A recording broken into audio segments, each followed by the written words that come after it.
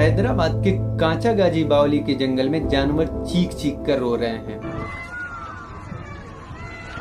रात के अंधेरे में जब पूरा शहर सो रहा था तो एक जगह सैकड़ों पेड़ बिना आवाज के काट दिए गए। ना किसी को खबर हुई और ना ही कोई रोक सका। जब हैदराबाद सेंट्रल यूनिवर्सिटी के छात्रों ने इसका विरोध किया तो उन्हें बेरहमी से पीटा गया। सरकार क्यों इन हरे जंगलों को काटकर एक IT पार्क बनाना चाह रही है? बेजुबान जीवों का क्या होगा? तेलंगाना में हो रही इस वनों की कटाई के पीछे क्या है सच्चाई? आइए समझते हैं इस वीडियो में।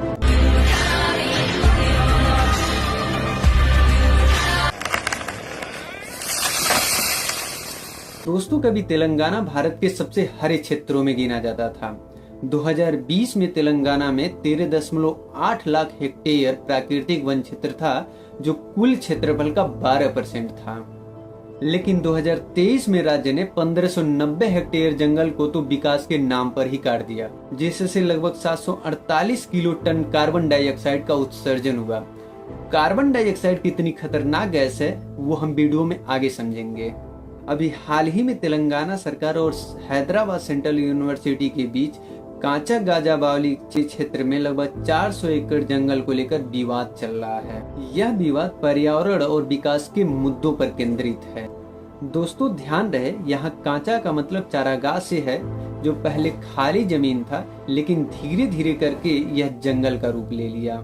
तेलंगाना सरकार का दावा है कि यह 400 एकड़ की जमीन सरकार की है और कभी भी विश्वविद्यालय को औपचारिक रूप से नहीं दी गई थी। सरकार के अनुसार यह जमीन 1974 में यूनिवर्सिटी के लिए आवंटित 2324 एकड़ के हिस्से में शामिल थी, लेकिन 2004 में इसे एक प्राइवेट कंपनी IMG को दे दिया गया था।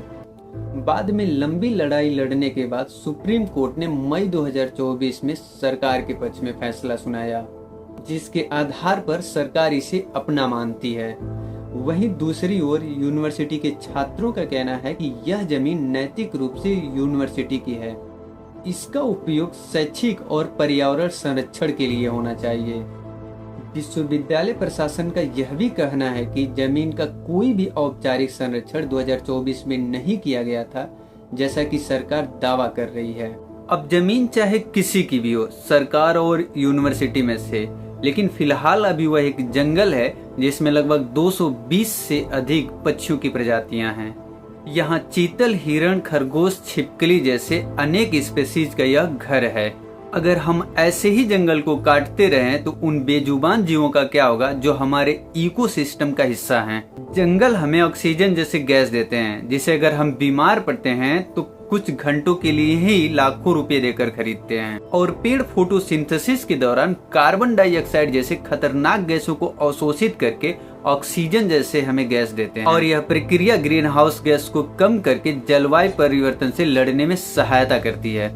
दोस्तों, दिक्कत तो यह है कि तेलंगाना सरकार कांचा गाजा बावली जंगल को वन क्षेत्र मानती ही नहीं है। सरकार का कहना है कि राजस्व रिकॉर्ड में कांचा गाजा बावली जंगल के रूप में दर्ज नहीं है। अब आप ही बताइए, यदि रिकॉर्ड में न हो लेकिन प्रेजेंट में हो तो आप इसे क्या मानेंगे? कमेंट में लिखिए। सरकार का इरादा इस जमीन को तेलंगाना औद्योगिक बुनियादी ढांचा निगम के माध्यम से IT पार्क और मिश्रित उपयोग के लिए नीलाम करना है, जिससे सरकार 10 से 15 हजार करोड़ रुपए की आय और लगभग 5 लाख नौकरियां पैदा करने की अनुमान लगा रही है। सरकार को किसी के जीवन से ज्यादा फायदा प्राइवेट कंपनियों से होने वाला फायदा दिख रहा है।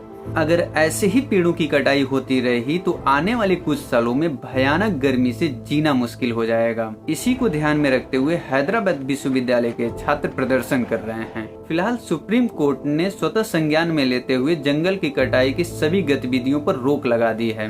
तेलंगाना सरकार और कांचा गाजा बावली जंगल के बारे में आपका क्या कहना है? कमेंट में जरूर बताएं। मिलते हैं फिर आपसे अगले वीडियो में, तब तक आप अपना ख्याल रखें।